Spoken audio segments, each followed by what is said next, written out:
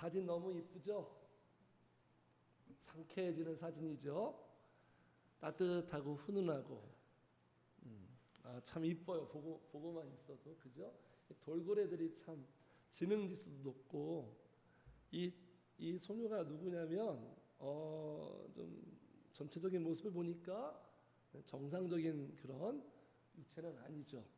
장애인인 것 같은데 이번 28일부터 또 시작되는 영국 패럴림픽 거기에 수영으로 참가하는 영국의 첼리스라는 그 소녀예요. 태어나서 생후 16개월 때 무슨 뇌 문제가 생겨서 사지를 절단할 수밖에 없는 그러한 삶이 봉착이 돼서 그 이후로 계속 이렇게 장애인의 삶을 살았는데 8살 때 수영을 시작하겠다. 새로운 계기가 시작됐어요. 그게 뭐냐면 이 돌고래 때문이에요. 돌고래 이름이 윈터예요. 윈터. 에스파 윈터가 아니라 돌고래 윈터입니다. 윈터도 건강한 돌고래였는데 그물망에 걸려가지고 꼬리 지느러미가 절단이 됐어요. 불쌍해서 인공 지느러미를 이렇게 수술 봉합해줘서 다시 이렇게 재활이 되는 이 모습을 이 첼리스 소녀가 보고 큰 감명을 받은 거예요. 영감을 받아서 나도 건강하게 인생을 살 수 있겠다. 그러니까 이 첼리스 이 소녀의 인생의 역사가 이 돌고래와의 만남이 큰 영향을 주고 이 만남이 이 한 소녀의 역사를 만든 또 사건이 아닌가. 참 훈훈한 그런 스토리였어요. 자, 오늘 말씀 제목처럼 우리가 살아가는데 수많은 만남을 갖지 않습니까? 이 만남이 얼마나 중요한지 아무리 강조해도 지나치지 않죠, 성도님들. 왜 그렇죠? 한번 같이 해주세요. 만남이 역사를 만든다. 만남이 역사를 만듭니다. 역사로 하니까 무슨 뭐 거창하고 그런 의미가 아니에요. 우리의 삶, 일상 자체가 다 역사 아닙니까?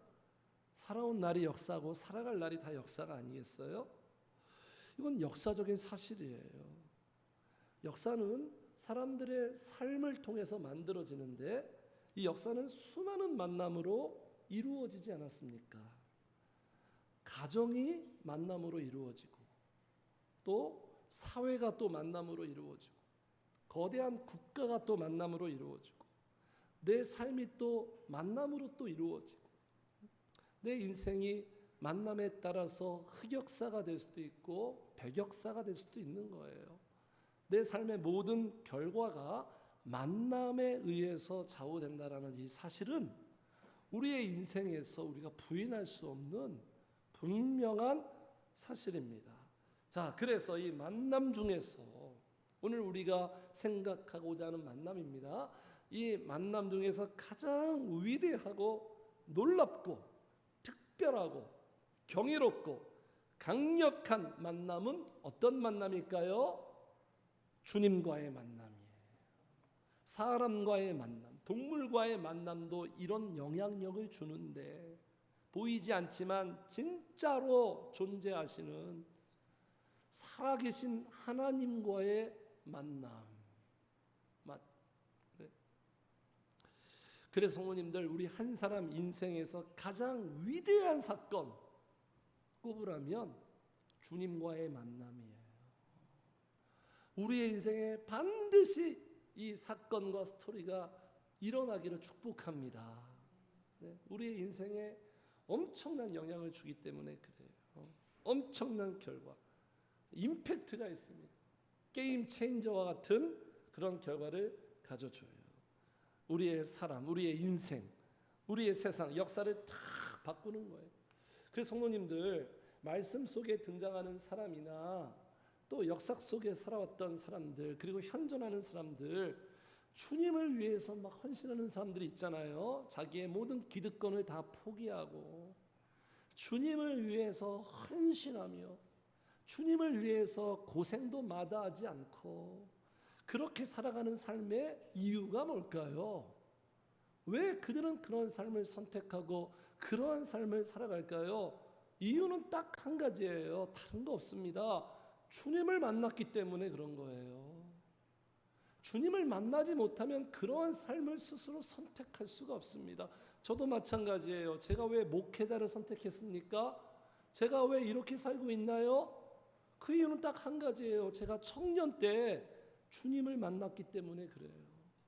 주님이 저를 만나 주셨기 때문에 그래요. 그 이후에도 저를 불쌍히 여겨주셔서 계속 만나 주셨기 때문에, 지금도 만나 주시고 있기 때문에 앞으로도 살아갈 수 있는 거예요. 다른 이유는 없습니다. 이게 성도의 사연이에요. 자, 그래서 오늘 본문 명장면이죠. 왜 명장면입니까? 만남의 장면이기 때문에 그래요. 그런데 이 만남이 충격적입니다. 정말 반전이에요. 엄청난 반전. 아무도 생각하지 못했어요. 지구상의 그 어떤 인간도 그 시대에 아무도 예상하지 못했어요. 우리 하나님은 아무도 예상하지 못하고 상상할 수 없는 일을 종종 행하신다. 종종 행하신다. 그래서 나의 이 짧은 생각으로, 나의 작은 두뇌로 하나님의 엄청남을 제한하지 마세요. 그분이 얼마나 크고 놀랍고 엄청난 생각과 계획을 갖고 행하시는데, 우리의 뇌가 얼마나 가벼운 줄 아십니까? 우리가 뭔데 그 크신 하나님을 너무나도 자주 제한하죠. 스스로 속단해버리죠. 안 돼. 막 부정적인 결론 막 내버리고, 그렇게 오바를 하는 저희들의 연약한 모습이에요. 자, 그래서 기독교 역사의 가장 위대한 사건, 지난주와 같이 또 다른 역사의 서막이 시작되는 그런 사건이 오늘 본문의 사건이에요. 자, 사도 바울과 사울이 주님을 만나는 이 역사적인 사건, 이 만남의 장면을 우리가 한번 살펴보기를 원합니다. 이 만나기 전의 모습과 만남의 어떤 그 장면들, 모습들, 그리고 만남 후의 모습들. 성도님들, 주님을 만나기 전과 만난 후에 그 전과 후 차이점이 있어요, 없어요? 분명히 있죠. 차이점이 없는 것 같아요. 그럴 수는 없습니다. 만나기 전과 만난 후는 확실한 차이죠. 극명한 차이. 그래서 우리의 인생은, 성도의 인생은 주님을 만난 전과 만난 후로 나누는 거예요. 그래서 사도 바울 서신에 이런 표현이 많이 나옵니다. 전에는 내가 이렇게 살았다. 만나기 전에는. 이제는 만난 후에는 이렇게 살게 되었다. 그 표현이 계속 나옵니다. 그렇게 될 수밖에 없는 거예요. 자, 만나기 전, 비포 시절, 주님 만나기 전 다 어떻게 사나요, 성도님들? 정말 주님을 만나기 전에 사람은 어떻게 살죠? 일단 무관심으로 살아요. 그냥 주님에 대해서 완전 무관심, 신앙에 대한 무관심, 뭐 영적인 거 1도 관심 없어. 그러니까 이 무관심이 좀, 제가 험악하게 단어를 쓰겠습니다. 주님에 대한 개무시로 사는 거예요. 그냥 개무시. 아무런 생각이 없어요. 만나기 전엔 다 이렇게 살아요. 네. 그리고 대부분 누구를 위해 삽니까? 자기 자신을 위해서만 살죠. 나만 중요한 거예요. 다른 거 생각 안 합니다. 그냥 오로지 나 자신을 위해서만 집중하며 몰입하며 살아요. 자, 그러면서 그러한 본성을 가지고 있습니다. 그런 본성을 갖고 있으면서 주님을 만나기 전에는 신앙생활을 할 수가 없어요. 주님을 만나기 전에는 진정한 신앙생활이 안 됩니다. 어떤 생활을 하죠? 그냥 교회 생활하는 거예요. 교회 생활. 교회를 다니는 거예요. 교회를. 그러니까 교회 생활은 종교 생활이죠. 종교 생활. 그러면서 교회를 다니면서도 하나도 안 바뀌어요. 획기적인 변화가 아니라 조금이라도 미세한 변화와 진전이 있어야 되는데, 주님을 만나지 못하면 하나도 안 바뀌어요. 그냥 교회만 다니는 거예요. 교회만. 이게 얼마나 슬픈 비극인 줄 아십니까? 빨리 그 세계에서 나와야 되는 거예요. 그냥 여전히 똑같아. 그래서 여기 오늘 본문 보겠습니다. 여기 1절 보세요. 한 단어를 우리가 주목해요. 사울의, 자 1절 시작. 사울이 주의 제자들에 대하여 여전히 위협과 살기가 등등하여 대제사장에게 가서, 어떤 단어를 주목해야 되죠? 여전히. 보세요. 여전히예요. 왜 여전히예요? 주님을 만나지 못하니까. 주님을 만나지 못하면 그는 여전히 똑같이 사는 거예요. 여전히. 전혀 변화가 없어요. 마음도, 생각도, 행동도, 삶의 방식도. 성도님들, 말씀을 들으면서 자기 자신과 자기의 삶을 자꾸 생각해야 돼요. 그냥 오늘 4, 50분 설교 듣고 끝나는 게 아니에요. 나는 여전히의 삶으로 지금 살고 있는 건 아닌가. 그냥 여전해요. 여전해. 전혀 진전이 없어요. 그냥 교회만 다니는 거예요. 익숙한 교회 생활. 또는 어떤 사람들은, 자, 보통의 사람들은 이렇게 삽니다. 근데 조금 강한 스타일 있죠. 강경파들. 그죠? 그들은 어떤 반응이죠? 기독교에 대해서, 예수에 대해서 적대적입니다. 공격적이에요. 네? 강경하게 반응합니다. 네? 막 비판하고 강력하게 주장하고, 개독교라고 말하고, 막 예수 믿는 것들 다 그냥 죽어야 된다고. 그죠? 어떤 사람은 막 개척교회 다 사라져야 된다고.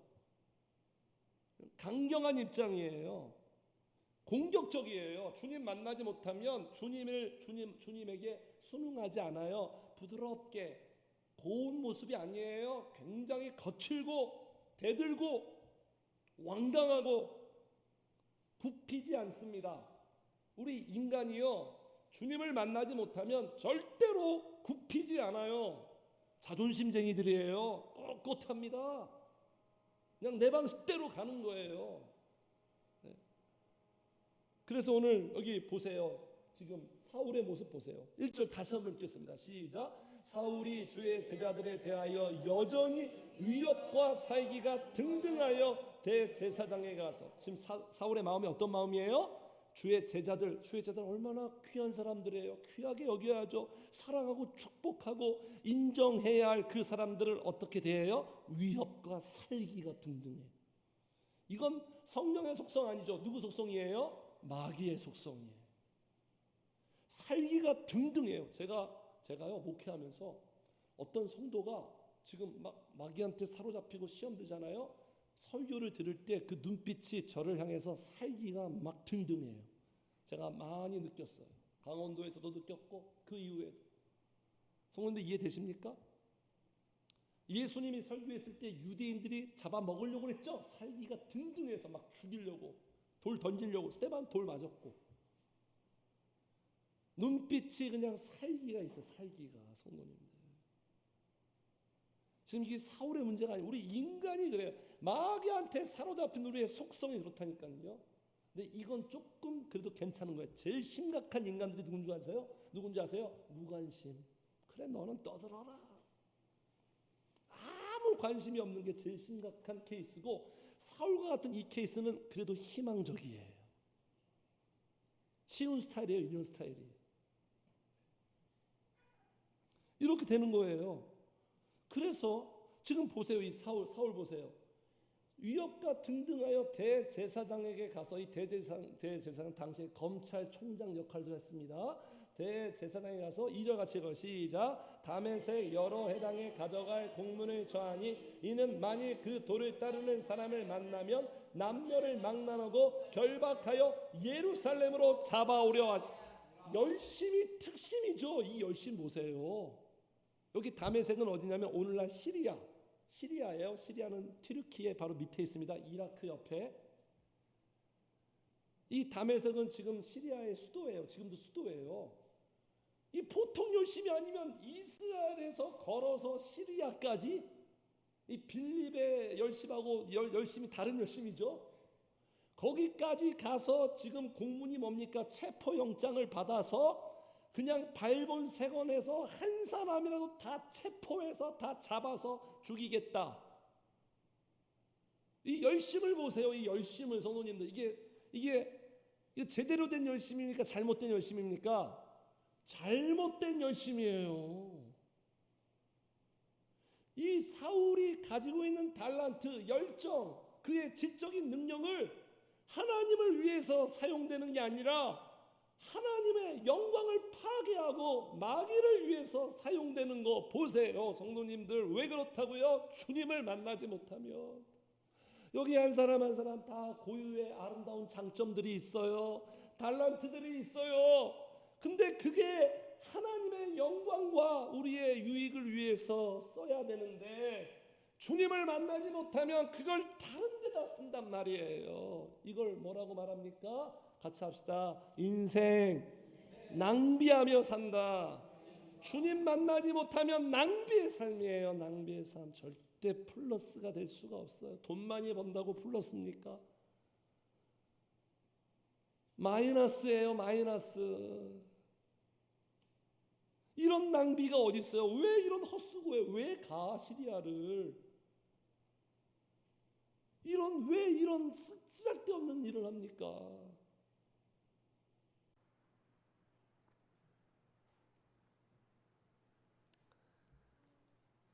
그러니까 성도님들, 주님 만나지 못하면 어떤 인생을 사냐면 오답 인생을 살아요. 오답 인생. 생각해 보세요. 정말 죽으라고 막 미친 듯이 다른 학생보다 더 열심히 공부해. 근데 그가 공부하고 있는 모든 그 답들이 다 오답이야. 이게 얼마나 이게 어처구니 없습니까? 틀린 걸 외웠는데 이렇게 살아가게 된다는 거예요. 그래서 나중에 깨달으면 너무 늦었어요. 인생 다 살았어. 늙어버렸어요. 후회하며 사는 거예요. 이제 솔로몬처럼. 주님을 만나지 못하면 우리가 다 이런 인생을 살아갈 수밖에 없는 거예요. 사울을 통해서 보여주시는 거예요.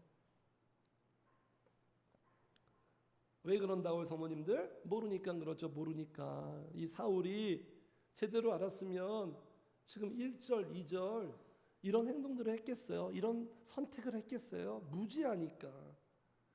그러니까 이런 생각을 갖는 거예요. 지금 본인은 잘못 살고 있는데 본인은 잘 살고 있다고 생각하고 지금 잘못하고 있는데 본인은 잘하고 있다고 생각해요. 주님 만나지 못하면 그래요. 주님 만나지 못하고 정말로 은혜 받지 못하면 지금 자기가 신앙생활이 괜찮은 줄 알아요.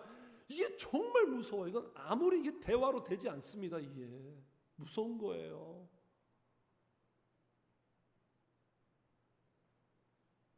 그러니까 지금 보세요. 왜 주의 제자들에 대해서 위협과 살기가 등등해요? 지금 문제는 본인이 문제 아니겠어요? 사울이 문제잖아요. 근데 자기는 문제 있는지 모르고 오만 제자들이 잘못됐다고 생각해서 그들을 잡으려고 하잖아요. 사람 잡잖아요. 여기 2절에 맨 마지막에 잡아오려 함이라. 왜 잡아요 그들을? 왜 모를까요 이렇게? 왜 모를까요? 보지 못하니까. 눈 뜨고 우리가 생각한다고 다 보는 게 아닙니다. 볼 줄 모르니까. 그래서 눈 뜨고 있지만 세상 사람들이요, 눈 뜨고 있지만 다 눈뜬 소경이에요. 눈은 떠 있는데 보지 못해요. 그래서 옛날에 그런 영화를 만든 것 같아요. 영화 제목이 눈먼 자들의 도시. 참 제목 잘 만들었어요. 성경적이에요. 우리가 살고 있는 이 모든 지식과 정보가 있는 이 도시지만 눈먼 자들의 도시예요. 눈먼 자들의 도시. 제대로 볼 줄 몰라요. 그러면 왜 보지 못할까요? 왜 눈이 멀어 있을까요? 마지막 근원적인 어떤 원인이죠? 만나지 못했기 때문에 그런 거죠. 제가 계속 지금 강조하는 것처럼 주님을 만나지 못했기 때문에, 좀 다르게 표현하면 성령께서 볼 수 있도록 빛을 비추어 주시지 않았기 때문에,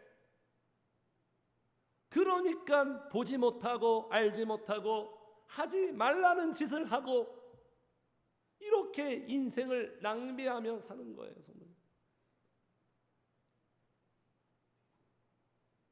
그래서 인생의 어떤 그 상태를 하나님의 말씀은 이렇게 묘사하죠. 다 어두움 가운데 있다고.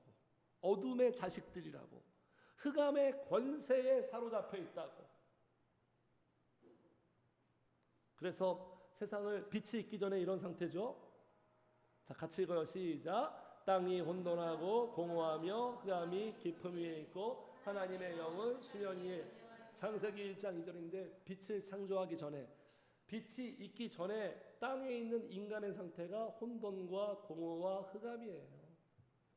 이 세 가지 프레임에서 절대로 나올 수가 없어요. 이게 인생의 문제예요. 네. 어두우니까 모르는 거죠. 그러니까 혼란스러운 거죠. 모르는 거예요. 혼란스러운 거예요. 그러니까 혼란은 방황이죠. 계속 방황하는 거죠. 주님 만나지 못하면 인생을 방황합니다. 끊임없이 방황해요. 결국은 뭐냐면 공허함이에요. 채워지지 않아요. 절대로 이 땅에 있는 것들로 채우려고 하지 마세요. 안 되는 거예요. 절대로. 하나님이 만든 인간은 하나님으로, 성령으로만 채워지게 되어 있는 거예요. 이렇게 되는 거예요, 성도님들. 자, 그래서 지금 이런 상태로 지금 사울이, 보겠습니다. 3절에 보니까 사울이 어떻게 길을 가다가, 지금 이게 제대로 가고 있는 거예요, 성도님들. 네? 어떤 길이에요? 멸망의 길이죠. 방황의 길이죠. 이 발걸음, 이 방향, 이 열정 아무도 못 바꿔요. 아무도 바꿀 수가 없어요. 이 땅의 그 어떤 것도 사울은 말릴 수가 없어요. 이 신념과 이 열정은요, 목에 칼이 들어와도 못 바꿔요. 이 길을 갈 수밖에 없는 거예요, 성도님들. 주님 만나지 못하면 지금 내가 살아온 그 길을 계속 가는 거예요. 계속 그렇게 사는 거예요. 누가 말려요, 그 길을? 누가 그 인생의 길을 바꾸어줘요? 그렇게 살 수밖에 없어요. 그러니까 오직 한 분만이, 땅의 문제는요, 땅이 해결할 수 없어요. 땅의 문제는 같이 합시다. 땅의 문제는 하늘만이 해결한다. 땅은 인간이잖아요. 인간의 문제는 하늘에 계신 주님만이 해결할 수 있는 거예요. 이게 복음이에요, 복음. 그분에게 해결이 있는 거예요, 그분에게. 오직 한 분만이 가능한 거예요. 자, 그래서 드디어 이분이, 위에 계신 분이 간섭합니다. 드디어 때가 됐어요. 개입하십니다. 자, 바울 인생의 최대 사건이 일어나는 거예요. 평생 잊을 수 없는, 바울은 이날을 잊을 수가 없어요. 바울은 한 번도 이날을 잊고 살지 않았어요. 평생 잊을 수 없는 극적인 사건이 일어납니다. 아까 제가 말씀드렸죠, 충격적인 사건이라고.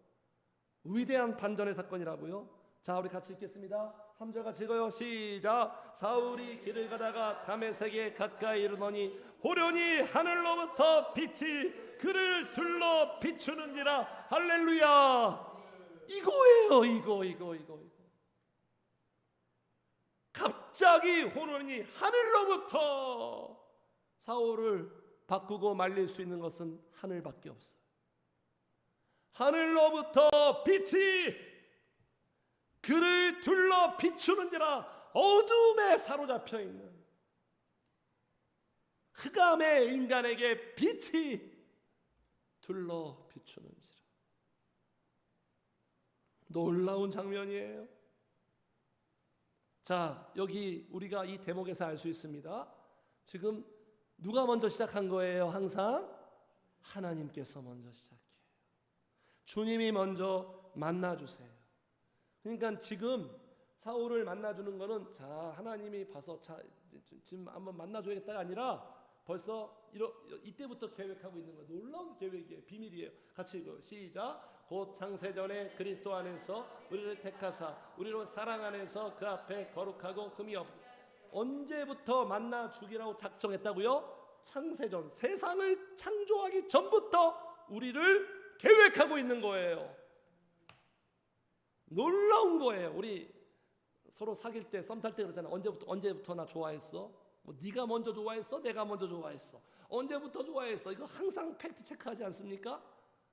지금 사울이 그걸 하는 거예요. 주님이 나를 언제부터 사랑했는지, 나에게 언제부터 관심이 있었는지, 언제부터 나에게 마음이 있었는지 발견한 거예요. 아, 세상 만들기 전부터. 어마어마한 거예요. 그러니까 저를 지금 목회자를 만들려고 하나님은 세상 창조하기 전부터 계획을 갖고 있었던 거예요. 엄청나죠, 성도님들? 우리의 이 이성으로는 도저히 다 감을 잡을 수가 없어요. 입만 그냥 벌릴 수밖에 없는 거죠. 그래서 성도님들은 다 하나님의 때와 시기가 있는 거예요. 하나님의 다 때와 시기가 있어요. 근데 그 때와 시기는 정확합니다. 가장 적기예요. 최적기. 나는 급한 것 같은데 하나님은 그때가 아니라 더 다른 시기로 해결할 때가 있어요. 이것만 확신하면 돼요. 하나님의 때와 시기가 있구나. 근데 그때가 가장 정확하구나. 나한테 좋은 시기구나. 자, 그래서 지금 빛을 비추어 주십니다. 왜 빛을 비추어 주셔야 되는지 아시죠, 성도님들? 아까 말씀드린 것처럼 어둠의 문제 해결은 빛밖에 없어요. 어둠이라는 이 문제는 빛으로만 해결돼요. 네? 그리고 비추어 주셔야지만 알게 돼요. 그러니까 성도님들, 우리가 할 수 있는 게 아무것도 없어요. 성령님이 다 비추어 주셔야지만 말씀도 알게 되고 하나님 마음도 알게 되고 은혜도 알게 되고 이것도 알게 되고 저것도 알게 되고 이렇게 깨닫게 되는 거지, 우리가 스스로는 아무것도 할 수 없어요, 성도님. 그래서 항상 우리 일일이 기도를 하는 거예요. 비추어 주세요. 성령님 비추어 주세요. 성령의 빛으로 내 마음을 비추어 주세요. 성령의 비춤으로 가르쳐 주세요. 알려주세요. 제가 어떻게 해야 되겠습니까? 지금 사울의 이 가는 길을 멈추고 다른 길로 선회할 수 있는 것은 성령의 빛밖에 없는 거예요. 이거밖에 없어요, 성도님들. 그래서 비추어 주시는 거예요. 또 한 가지, 지금 만나 주시는, 아까 때와 시기가 있다 그러지 않습니까? 이 만남의 시기를 한번 보세요, 성도님들. 지금 주님이 사울을 만나 주시는 이 시기가 어떤 시기죠? 사울이 막 평탄하고 형통하고 잘 살고 제대로 돼 있는 그런 상태가 아니라 대부분 그래요. 주님이 우리를 만나 줄 때는 어떤 극에 달았을 때, 지금 사울 보세요. 정말 완전 최악 아닙니까? 완전히 극에 달았을 때, 벼랑 끝에서. 그래서 우리 하나님은 끝에서 시작하는 거예요. 그래서 우리는 이런 마음 가지면 됩니다. 끝날 때까지 끝난 게 아닌 거예요. 하나님이 끝내지 않으면 나는 언제나 소망이 있어요, 성도님들. 그러니까 주님이 만나주시는 시기는 최악의 상황, 최악의 상황에서 만나주세요. 어떤 사람은 실패의 상황, 저도 그랬어요. 실패를 통해서 주님 만나주셨어요. 야구 실패. 어떤 사람은 절망, 소망이 없어. 내 인생에 소망이 없어. 절망. 또 어떤 사람은 막 망해요. 막 사업도 망하고 다 망해. 그건 하나님의 지금 러브콜이에요. 망한 게 아니에요. 흥하게 하려고 주님이 이렇게 인도하시는 거죠. 상실의 어떤 상황. 그래서 이분이 누구냐면, 누구 같아요? 뭐 하는 사람 같아요? 몸이 되게 좋은 것 같죠? 트레이너 같이 보입니까? 목사님이에요. 누군지 아세요? 브라이언 밤 목사님. 이분이 이제 미국에서 이제 이민 2세대인 것 같은데, 성공하려고 죽으라고 잠도 안 자고 하루에 2시간 잤나? 막 죽으라고 살아가지고 미국 금융업 거기에서 성공한 사람이에요. 최연소 33살에 부회장 자리까지 올라간 거예요. 그러니까 미국 금융업에서 부회장은 부와 명예가 다 따라오는 거죠. 스포츠카가 뭐 10대. 그러니까 자기가 마음에 안 들면 언제든지 스포츠카를 바꿀 수 있는 그 정도의 자산. 네? 모든 걸 가진 거예요. 그러니까 이제 뭐 정상적인 어떤 그 유희로는 안 되죠. 더 자극적인 쾌감, 술과 담배로도 안 돼요. 뭐 술 같은 것도 와인도 우리가 마시는 와인이 아니라 막 몇백 년 산 와인 막 마시고 막 그게 안 되니까 마약도 더 강하게 그렇게 사니까 몸이 어떻게 돼요? 폐인되죠, 폐인. 완전 폐인되죠. 머리부터 발끝까지 온몸에 질병 덩어리. 모든 걸 가졌는데 마음은 아까 말씀드린 것처럼 공허해요. 공허해. 가졌는데 왜 행복하지 않지? 가졌는데 왜 성에 안 차지? 마음에 안 차지? 공허해요. 더 외롭고. 그러니까 공허할수록 더 강력한 자극으로 막 하는 거예요. 쾌감으로 잊으려고. 그럴수록 더 공허해지고 몸도 상하고 마음도 상하고 인간 가정도 다 파괴되고 나중에 죽으려고 차에서 죽으려고 자살하려고 그렇게 마음 먹었는데 그때 좀 특별한 만남을 주셨어요. 바울과 같이 하늘로부터 빛이 쫙 비추면서 그때 주님을 만난 거예요. 그래서 모든 것이 회복되고 그 은혜가 너무 커서 주의 종으로 살고 싶고 그래서 그 주님 은혜 주신 이야기들을 많은 사람들에게 전파하면서 살고 있어요. 지금 이러한 놀라운 역사가 있는 거예요. 그래서 가장 어두울 때, 가장 악할 때, 가장 힘들 때 우리의 인생의 암흑기에 만나 주신다는 거예요. 그렇잖아요. 아침이 빛이 오기 전에 가장 어두운 것처럼 항상 그 어두울 때 성령님은 찾아오신다는 거예요. 그래서 성도님들 그 어두울 때 그 어두움으로 너무 낙심하고 힘겨워하지 마시고 그 어두움의 시기에 빛을 만나는 적기로 생각하시고 기도하시는 성도님들 되시기를 주의를 축복합니다. 자, 이렇게 됐어요. 만났어요. 드디어 만나주신 거예요. 자, 그래서 만남의 장면을 보시겠습니다. 이제 만났을 때 사울은 어떤 모습이 되었는가? 네. 자, 우리가 분명한 기정사실은요. 빛을 비추어 주면 주님을 만나면 분명한 사실 더 이상 똑같이 살 수 있다 없다? 살 수 있다 없다? 모르겠어요. 더 이상 절대로 살 수 없어요. 그렇게 살라고 해도 돈 주고 그렇게 살라고 해도 못 살아요.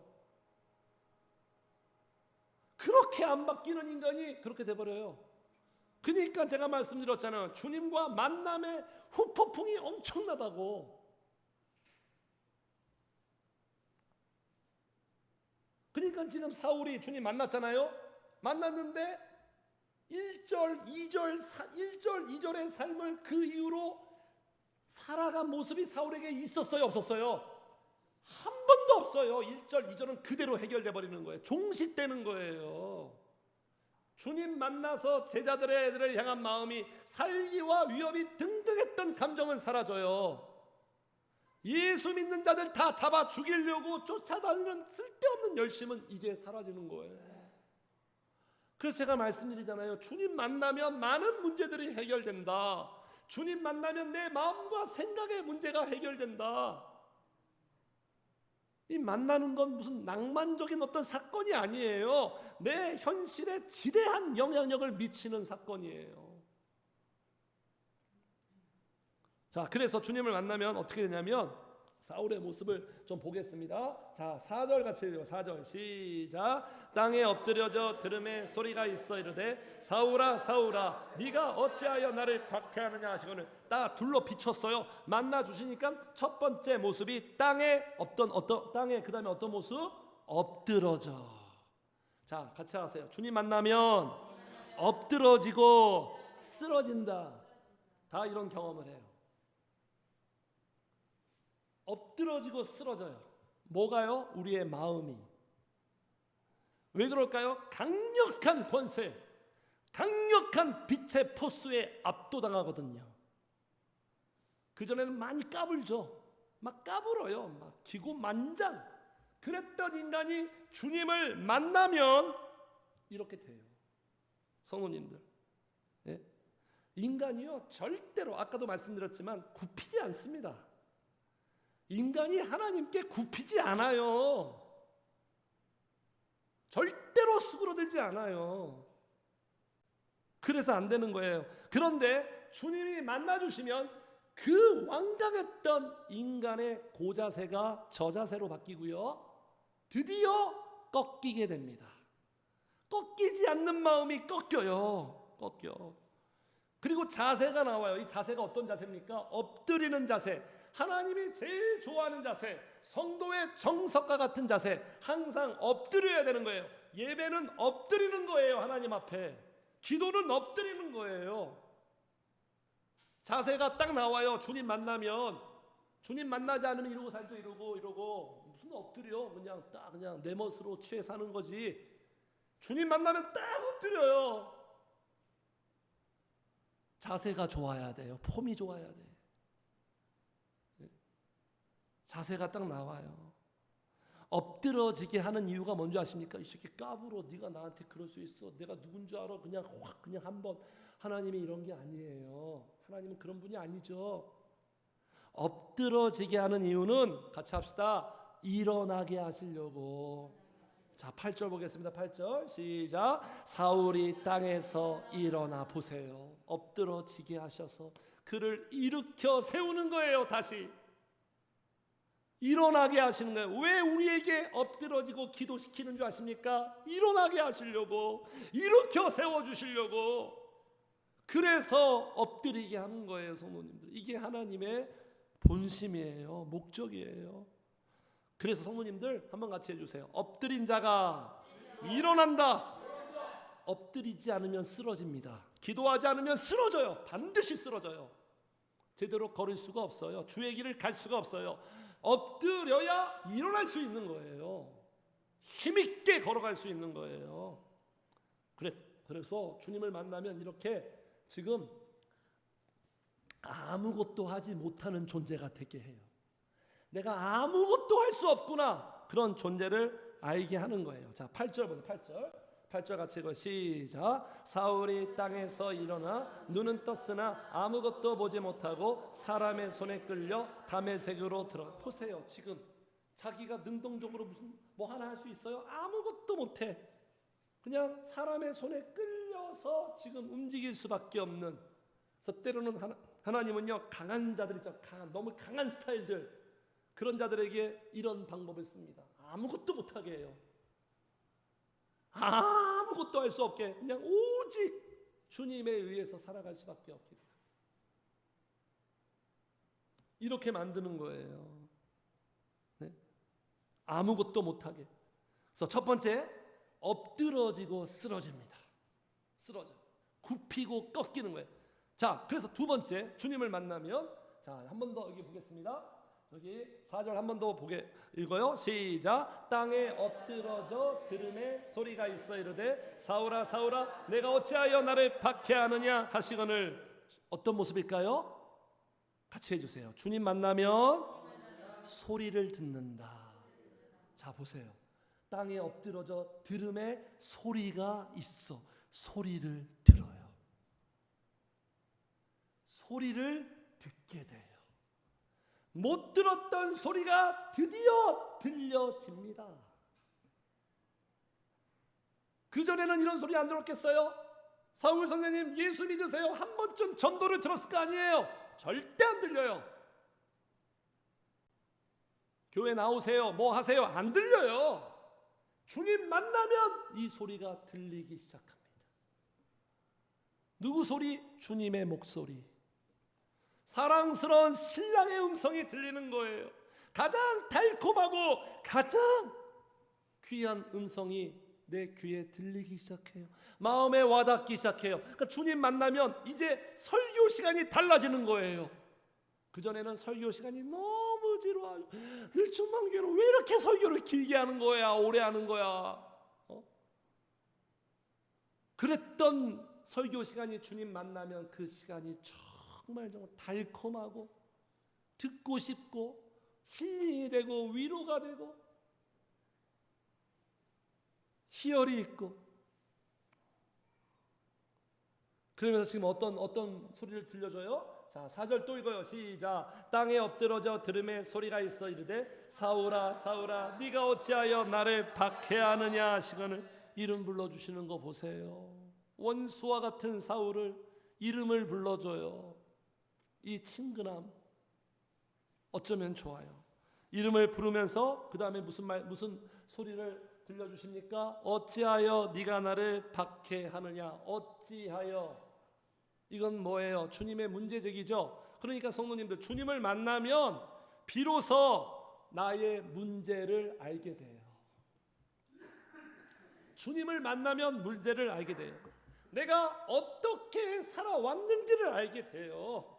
내가 어떻게 살고 있는지를 알게 된다. 그전에는 몰라요. 신기하게 주님을 만나면 알게 되는 거예요. 지금 어떻게 알게 된 거예요? 내가 하나님을 위한다고 하는데 하나님을 박해하며 살았구나. 여기에 박해가 이런 뜻입니다. 고통이에요. 고통. 내가 하나님께 영광 돌리려고 한 마음이 있었는데 하나님께 고통을 드리는 이런 아이러니한 삶을 내가 살았구나. 이거 어떻게 하면 좋냐. 성도님들, 하나님에게 뭐가 고통일까요? 하나님에게 뭐가 고통일까요? 우리의 하나님에게 고통은 이거예요. 주님 없이 살았던 삶, 주님 만나지 못하며 살았던 삶, 하나님에게 아무런 관심도 없고 하나님에게 아무런 마음도 없고 그저 교회만 다녔던 삶. 이게 주님을 박해하는 거예요. 그리고 하나님 잘 섬기는 사람들을 신앙생활 하지 못하도록 나도 모르게 그들에게 악영향을 줬던 거. 지금 보세요. 주님이 왜 나를 박해하느냐. 아니, 사울이 주님을 박해한 적이 어디 있어요? 주님의 자녀들을 박해했지. 그러니까 주님은 어떻게 보는 거예요? 주님의 자녀들이 신앙생활하지 못하도록 네가 방해하고 막는 것이 나를 박해하는 거다. 그러니까 성도님들, 사람을 대하는 게 주님을 대하는 거예요. 내가 주님을 만나지 못해서 내 감정대로 내 느낌대로 사람을 대했던 그 모든 것들, 그래서 그들에게 상처 주고 그들에게 했던 모든 것들이 다 알게 되는 거예요. 주님 만나면, 말씀 들으면서, 그러면서 인간관계가 좋아지는 거죠. 그래서 바울은 대답할 수가 없었어요. 사울아 사울아 네가 왜 어찌하여 나를 박해하느냐. 바울은 대답을 할 수가 없었어요. 바울은 계속 지금 충격 중입니다. 충격 모드예요. 오히려 사울은 물을 수밖에 없었어요. 어떻게 묻습니까? 자, 5절 같이 읽어요. 시작. 대답하여 주여 누구시니까. 이렇게 물어요. 누구십니까? 그 전에 많이 물어왔던 그런 질문이었어요.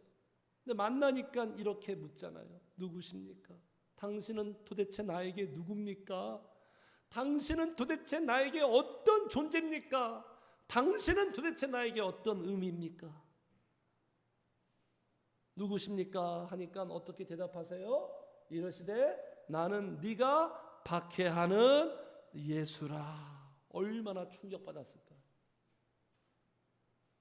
네가 박해하는 예수라. 그래서 주님을 알게 된 거예요. 어떻게 알게 됐습니까? 주님을 만나니까 알게 되는 거예요. 그러니까 진짜 주님을 알게 되는 건 만나야지만 알게 되는 거예요. 우리 사람과의 관계도 만나봐야 알게 되는 것처럼. 네. 자, 그래서 이렇게 주님을 만나서 이렇게 되니까 이제 주님을 만나면 또 어떤 결과, 어떤 모습이 되냐면 주도권이 바뀌어요. 주도권. 이제 주도권이 완전히 바뀝니다. 교체. 자기 주도 인생에서 성령 주도하는 인생으로. 그러니까 이제 마귀한테 사로잡혔던 인생에서 성령께 사로잡히고 성령님께 끌려다는 인생으로 바뀌어요. 주님 만나면. 그러니까 한마디로 맘대로 살 수 없다라는 거예요. 이게 얼마나 행복인 줄 아십니까? 그러니까 우리 인간들이 제일 싫어하는 게 뭐냐면 맘대로 살 수 없는. 그래서 교회 가는 거 싫어해요. 교회 가면 내가 하고 싶은 거 못하니까. 모르는 거예요. 맘대로 사는 게 나를 망치는 거고요. 성령님의 뜻대로 사는 게 나를 위하는 거예요. 이걸 몰라요, 인간들이. 네? 그래서 여기 보세요. 자, 6절 같이 읽어요. 시작. 너는 일어나 시내로 들어가라. 내가 행할 것을 내게 이를 자가 있느니라 하시니라. 자, 성도님들 6절이 이게 복인 것 같아요? 아닌 것 같아요? 복이죠, 성도님들. 자, 인생의 방향이 바뀌었어요. 이제 너는 일어나 시내로 들어가라. 이제부터는 사울은 자기는 다메섹 어디로 가려고 했는데 이제 성령이 방향을 바꿔요. 너는 시내로 들어가라. 네. 인생의 방향이 바뀌어요.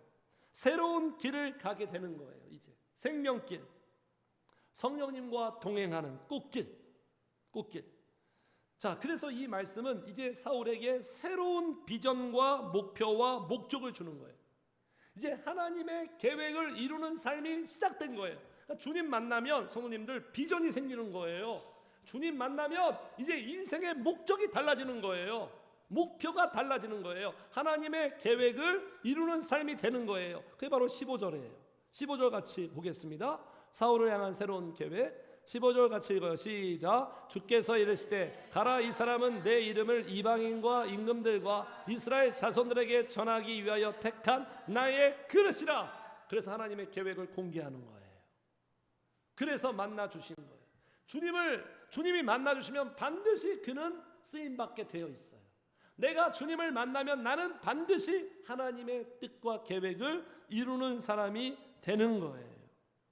자, 그러면서 6절에 다시 보니까 너는 일어나 시내로 들어가서 내가 행할 것을 내게 이를 자가 있느니라. 그래서 가라는 거예요. 이건 무엇을 의미하죠? 사람으로 인도하는 거예요. 사람을 만나게 하는 거예요. 이 사람 누구죠? 우리 다음 주에 볼 텐데 아나니아를 만나게 합니다. 아나니아 목사님. 그러니까 주님을 만나면 또 다른 만남을 주세요. 또 다른 만남. 사람을 통해서 일하시고요. 그 사람을 통해서 도움을 받게 하고, 사람을 통해서 축복을 받게 하고, 사람을 통해서 이제 성령께서 그를 세우는 거예요. 저도 그랬어요. 성도님들이 주님을 만나잖아요. 그럼 반드시 어떤 영적인 멘토를 만나게 되어 있어요. 그래서 그 만남을 통해서 성령님이 하시고자 하는 모든 일을 다 하는 거예요. 그래서 주님 만나면 여러 가지 참 수지 맞는 일이 많아요. 좋은 게 많아요. 그러면서 그 만남을 통해서 하나님이 무슨 일을 합니까? 비정상적인 삶을 이제 정상화시킵니다. 지금 사울은 완전히 비정상이잖아요. 이걸 다시 회복시켜요. 복원시켜요. 그러니까 지금 역기능으로잖아요. 뭐 쓸데없는 열심, 역기능을 순기능으로 바꾸고요. 이 열심의 정상화, 예수 믿는 자를 잡아 죽이려고 했던 이 열심을 이제는 예수를 안 믿는 자를 믿게 하는 열심으로 바꾸어놔요. 이렇게 바꿔요. 성령께서. 지금 우리 교회가 그 일을 하는 거예요. 성도님들, 저를 통해서. 자, 그래서 마지막이에요. 주님을 만나면 이렇게 주도권이 바뀌고, 주님을 만나면 같이 합시다. 교제하게 된다. 주님을 만나면 교제하게 돼요. 주님을 만나기 전에는 딱 일주일에 한 번 11시 교회에 와요. 그래서 같이 예배를 드립니다. 근데 주님을 만나면 일주일에 한 번 11시에 교회에 오는 게 아니라 개인적으로 주님을 만나고 은혜 받고 싶어서 주님을 찾습니다. 이렇게 변화가 돼요. 개인적인 교제가 돼요. 그게 진짜 신앙생활이에요. 자, 그래서 마지막 여기 9절 읽겠습니다. 9절 시작. 사흘 동안 보지 못하고 먹지도 마시지도 아니하니라. 자, 8절. 사울이 땅에서 일어나 눈은 떴으나 아무것도 보지 못하고 사람의 손에 끌려 다메섹에 들어가서 사흘 동안 보지도 못하고요, 먹지도 마시지도 아니하리라. 사울은 왜 식음을 전폐했을까요? 네? 나 같은 놈은 먹을 자격도 없어. 내가 어떻게 예수님을 박해하고 그렇게 몹쓸 짓을 했을까? 그러면서 막 회개하면서 자신한테 지금 페널티를 던진 거예요. 금식으로, 난 금식해야 돼. 금식해서 회개해야 돼. 물론 그런 의미도 있습니다. 그런 의미도 있지만 사울은요, 먹을 수도 마실 수도 없었어요. 생각해 보세요. 자기가 박해했던 예수님을 만났어요. 예수님을 만났다고요. 우리가 세상 살아갈 때 어떤 특별한 만남, 어떤 특별한 경험, 또 뭐 자기가 좋아하는 일에 막 특별해서 빠져서 막 그렇게 할 때는요, 밥 먹는 것도 있잖아요.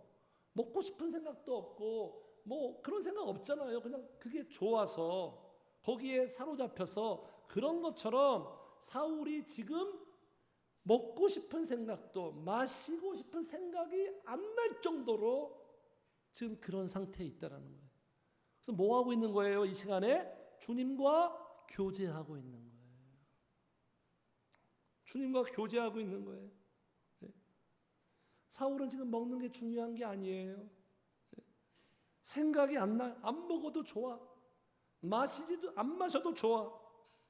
그러니까 이건 뭘 의미하죠? 이제는 주님을 만나면 육신의 욕구로 살아가는 게 아니에요. 뭐 좋은 거 먹고 뭐 좋은 거 다니 그래서 행복한 게 아니라 이제는 성령과 교제해서 영적인 채움, 영적인 공급과 영적인 영향을 받아서 영적인 것으로 채우며 살아가는 삶이 시작됐다. 이렇게 되는 거예요. 그러니까 주님을 만나면 이제 영적인 것으로 사는 영의 욕구가 생기죠. 영의 욕구. 이걸 더 흠모하고 사모하죠. 이렇게 되는 거예요. 그래서 오늘 말씀 성도님들, 주님을 만나기 전과 만난 후에 이 극명한 차이. 그래서 우리에게 제일 중요한 게 뭐예요? 주님을 만나는 거예요. 주님을 간절히 찾는 자에게, 사모하는 자에게 이 놀라운 만남의 복을 주세요. 그래서 성도님들 다른 것보다도 꼭 만남을 사모하시기를 축복합니다. 최고예요. 꼭 주님과의 만남을 사모하시고, 그래서 이 만남이 사울에게 새로운 역사를 만든 것처럼 성도님들의 인생에 새로운 역사를 만들고 또 다른 사람에게 축복이 되는 우리의 모든 역사가 새롭게 쓰여지기를 주의 이름으로 축복합니다. 아멘. 우리 함께 찬양.